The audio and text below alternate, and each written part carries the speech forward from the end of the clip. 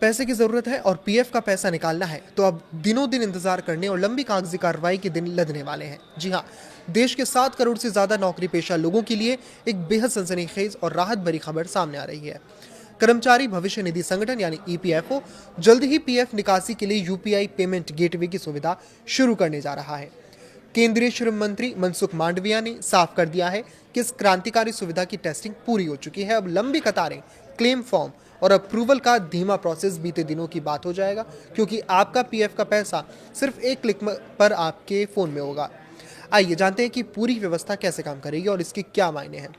वर्तमान व्यवस्था में जब किसी कर्मचारी को आपात स्थिति में पीएफ के पैसों की जरूरत होती है तो उसे ऑनलाइन या ऑफलाइन क्लेम दाखिल करना पड़ता है, जिसकी प्रोसेसिंग में कई दिन या हफ्तों का समय लग जाता है। लेकिन इस नए प्रस्तावित प्रणाली के तहत पूरा खेल बदलने वाला है।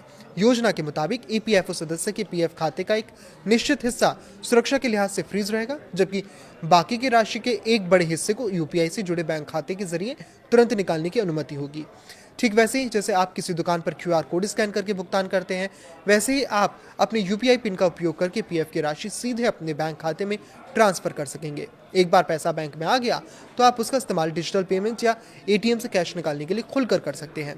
7 करोड़ से ज्यादा वेतनभोगी कर्मचारियों के लिए ये सुविधा किसी वरदान से कम नहीं है, खासकर उन परिस्थितियों में जब अचानक मेडिकल इमरजेंसी या कोई वित्तीय संकट आ खड़ा होता है।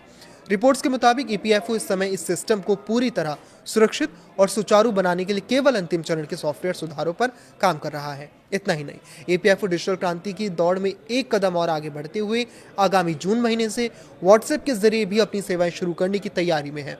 इसके बाद कर्मचारी बेहद आसानी से व्हाट्सएप पर ही अपना पीएफ बैलेंस चेक कर सकेंगे और अपने पिछले 5 ट्रांजैक्शन की हिस्ट्री भी देख पाएंगे, जिससे पारदर्शिता और बढ़ेगी।